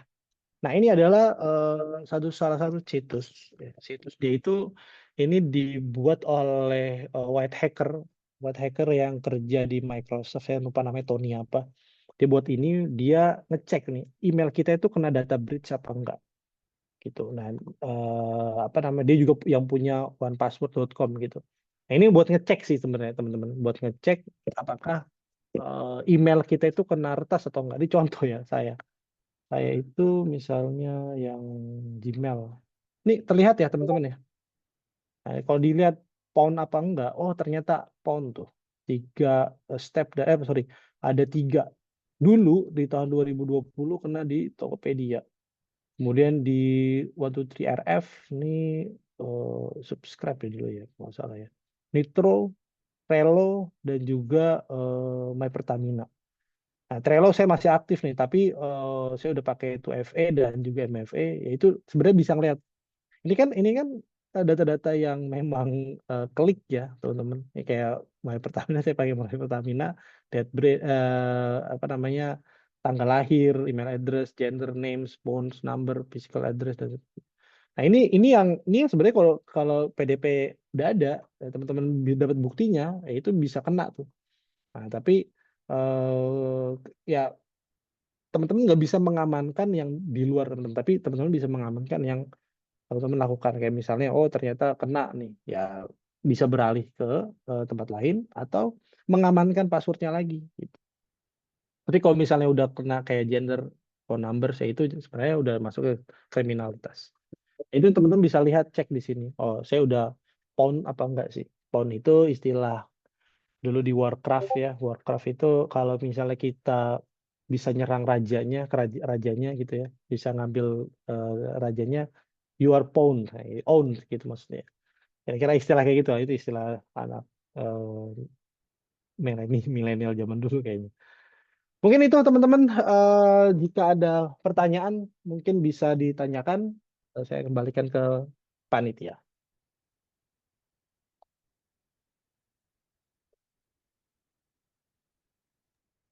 Apakah masih ada waktu atau udah lewat ya? Terima kasih kepada Bapak Erik Daski atas materi yang sangat bermanfaat bagi kami mengenai IT Security Awareness. Semoga materi yang disampaikan dapat bermanfaat bagi para peserta assembly yang hadir pada hari ini.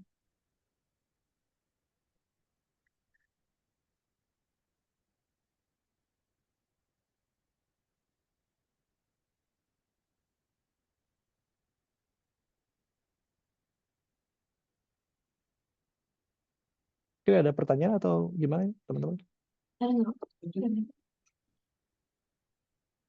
Belum ada lagi. Ada Inzaghi dong. Inzaghi kenapa bertanya kayak ini? Inzaghi udah tahu kan? Inzaghi mau nanya apa Inzaghi? Ini sekarang kan oh ya, saya Inzaghi Persuma Kavi dari IT 21. Saya kan sekarang ini dari akhir 2024 kemarin sampai awal 2025 ini banyak banget nih kalau saya lihat di YouTube. Tiap buka komen YouTube, channel-channel YouTube yang Indonesia sih, kebanyakan yang Indonesia sih, banyak banget komentarnya itu spamnya diisi judul semua, apa judi online semua gitu, bahkan sampai ratusan kayaknya. Udah gitu namanya bener-bener random, buat dibikin akunnya itu buat bener-bener dibuat secara random gitu Pak. Udah gitu banyak namanya bisa sampai ratusan, ribuan gitu. Nah itu udah banyak juga sih, udah banyak meresahkan juga Pak, meresahkan dari eh, channel YouTube-nya, dari adminnya. Ada yang sampai dinonaktif tapi udah agak kewalahan gitu, jadi udah seperti virus yang mau wabah gitu Pak, penyakit yang mau wabah gitu. Nah, apakah spam judul itu masuk phishing? Dan juga Ya. jenis cybercrime-nya. Nah, yang kedua juga, kalau tadi kan Bapak sempat menjelasin juga game-game yang pernah scam kayak PUBG, Mobile Legends, Free Fire kayak gitu. Nah, kalau di Minecraft, Roblox, atau game terutama game Minecraft dan Roblox gitu, atau Growtopia, pernah nggak sih ada yang kayak gitu juga, misalnya spam phishing, misalnya judi online atau apa gitu. Terus udah gitu Ya. Bapak tadi juga sempat nanya itu ya, ngasih link-link scam misalnya yang ngarah ke website tak dikenal, misalnya Blogspot. Nah itu kalau dulu kan pernah juga sih ada yang website apa tuh, misalnya klaim hadiah segala macam. Kalau sekarang kadang juga ada judi online Pak. Makanya paling benci banget sama spam-spam judol gitu. Nah boleh, terima kasih ya Pak. Oke, baik. Terima kasih Inzaghi. Mungkin pertanyaan Inzaghi yang pertama, apakah spam judul dilakukan kebanyakan Indonesia? Kalau judul itu sebenarnya itu udah ini ya, apa namanya? Jadi pemerintah itu udah ya maksudnya judul haram gitu lah jatuhnya ya. Dan juga pasti merugikan dan sebagainya. Nah, sebenarnya kalau langkah-langkah yang di YouTube ada judul, ada link ini segala macam, ya sekarang mereka yang merambahnya ke situ. Untuk apa sih? Untuk apa apa namanya, lebih mudah diakses oleh masyarakat. Nah, makanya ini masyarakat juga harus aware. Dampak judul kan bahaya banget kan, ya dia dipermainkan dengan algoritma, apalagi online ya, algoritma dari aplikasinya, kemudian dia bisa dimenangkan, ataupun ketika dia apa namanya, deposit yang lebih besar, dia akan kalah dalam sekian detik gitu.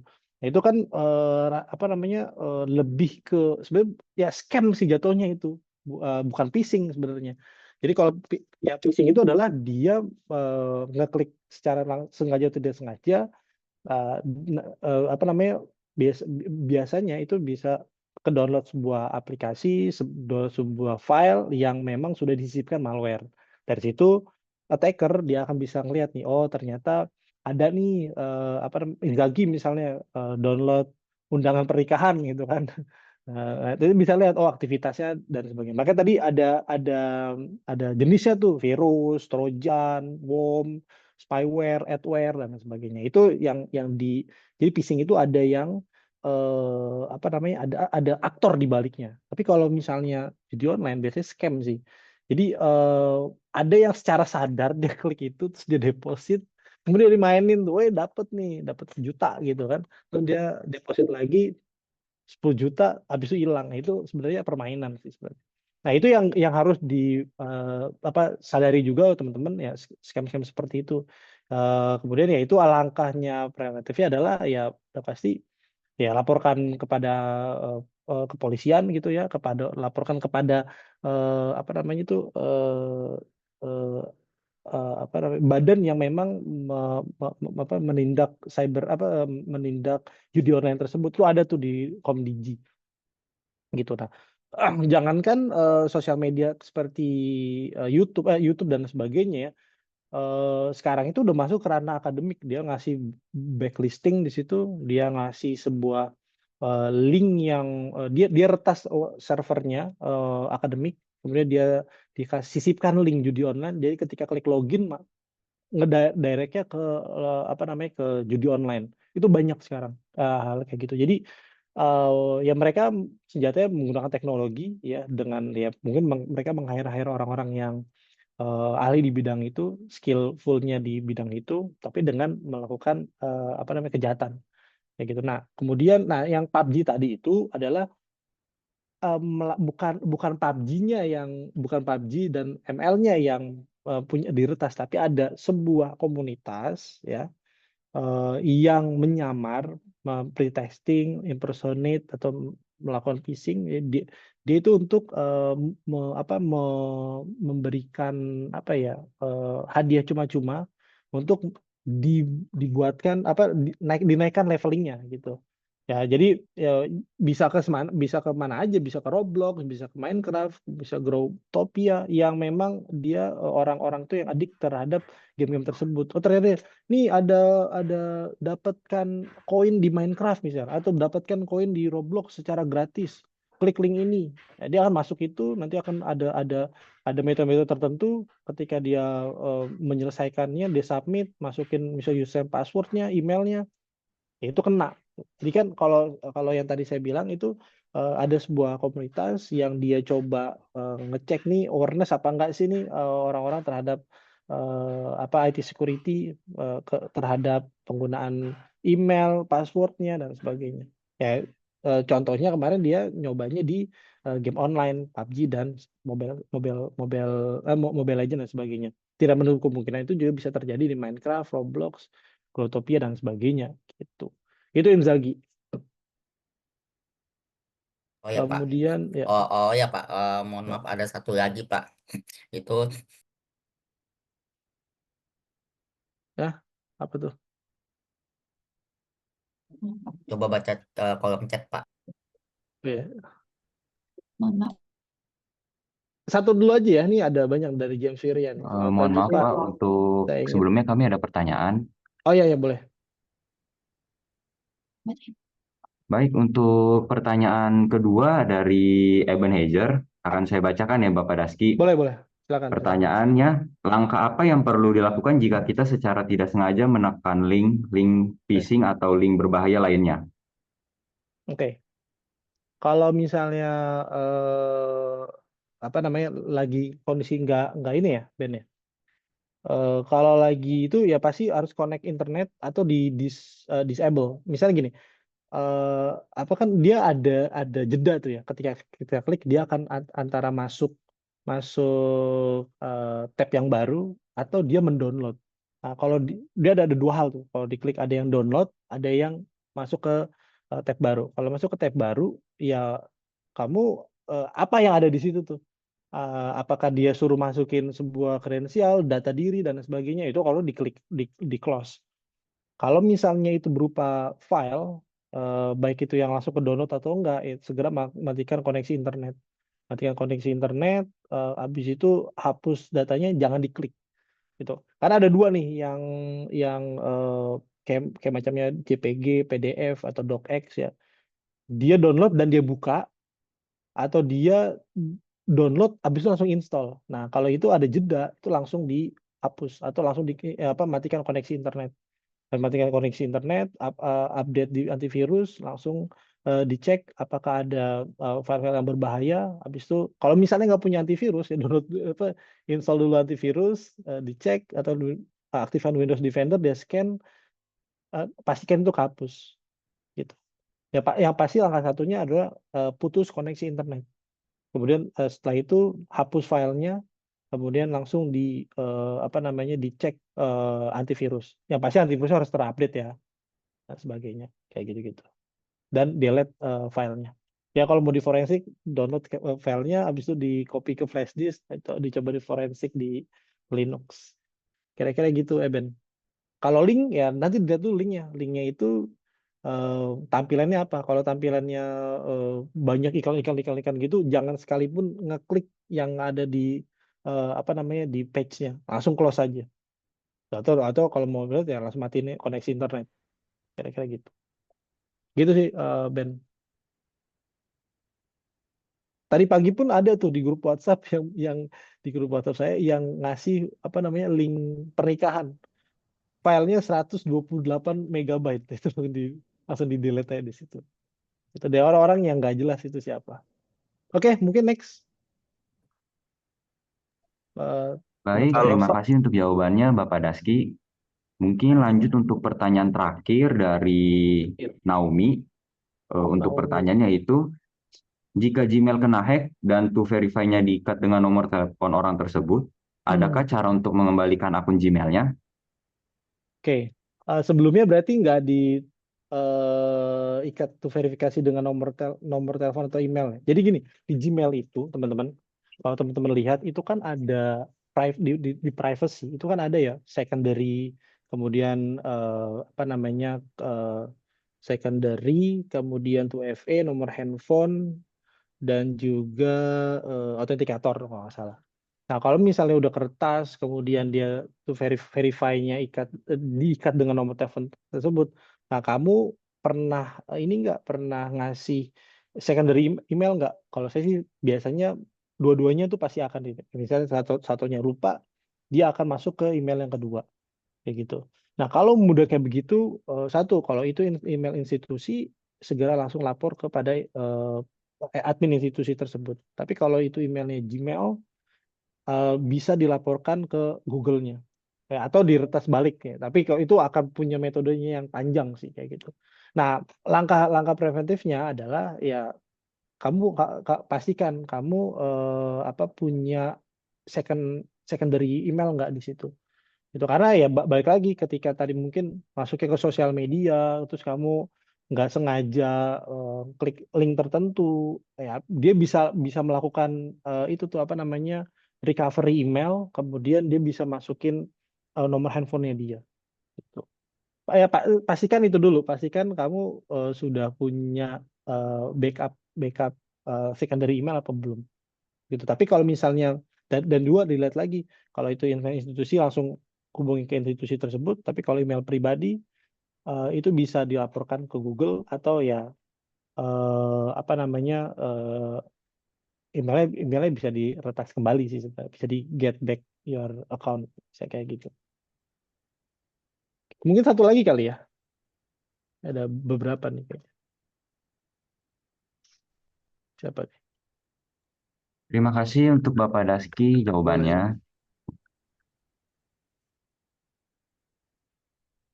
Mungkin yang lain siapa nih? Satu lagi mungkin. Mungkin pertanyaan terakhir untuk sesi tanya jawab ini dari Roni ingin bertanya tentang apakah antivirus bawaan dari HP sudah cukup untuk mengamankan HP kita tanpa mendownload aplikasi antivirus lainnya. Bagaimana pendapat Bapak? Oke, antivirus bawaan HP itu yang apa nih, Android atau yang Apple?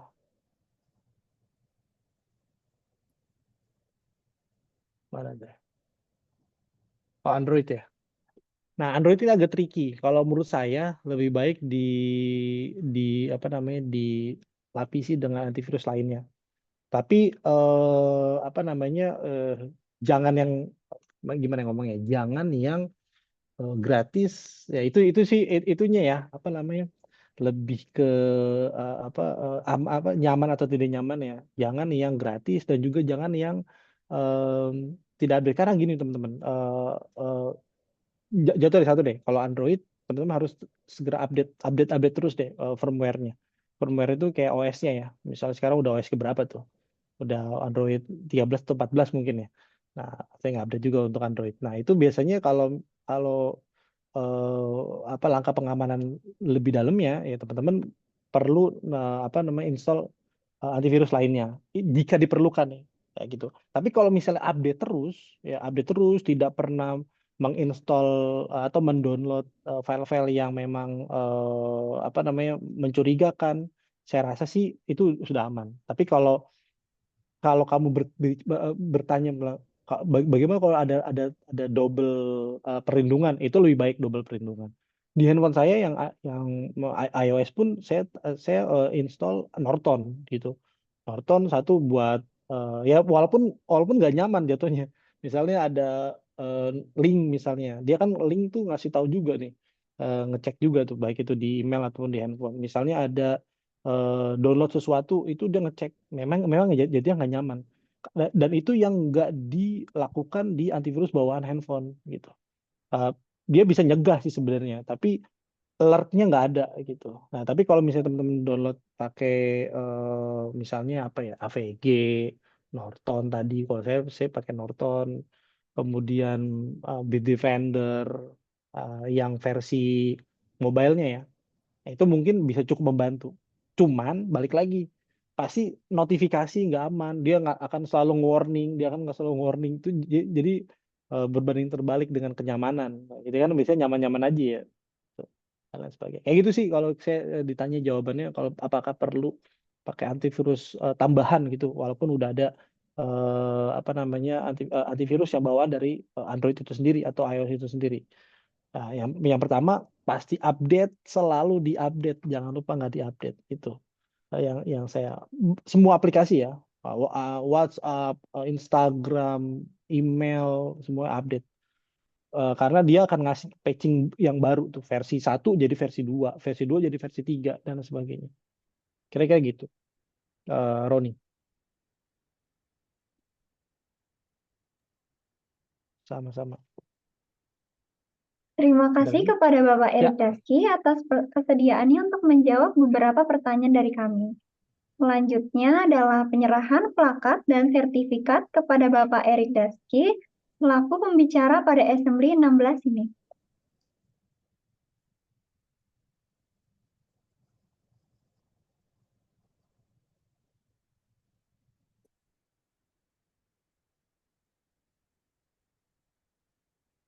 terima kasih. Tidak terasa kita sudah berada di penghujung acara. Selanjutnya, kita akan melakukan sesi foto bersama. Dimohon kepada para peserta untuk mengaktifkan kamera. Saya akan memimpin sesi foto kali ini bersama-sama. Untuk slide pertama, dalam hitungan 3, 2, 1. Untuk slide kedua, dalam hitungan 3, 2, 1. Untuk slide ketiga, dalam hitungan 3, 2, 1. Untuk slide keempat, dalam hitungan 3, 2, 1. Dan untuk slide terakhir, dalam hitungan 3, 2, 1.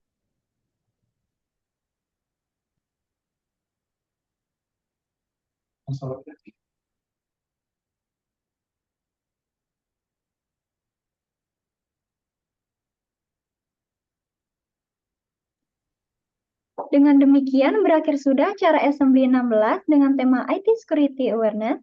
Sebelum meninggalkan Zoom, dimohon kepada seluruh peserta Assembly untuk mengisi link absensi yang tertera di kolom chat atau bisa scan QR. Saya, Leila, bersama rekan saya, Willy, pamit undur diri. Mohon maaf apabila ada perkataan dan perbuatan yang kurang berkenan.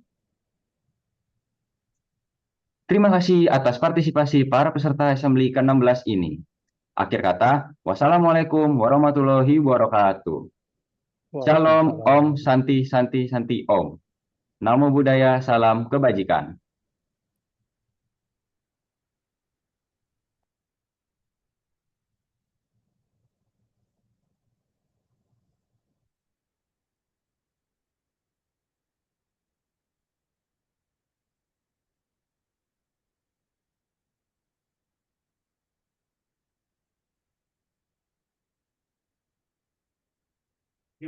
Ya, sama-sama Pak. Thank you Pak.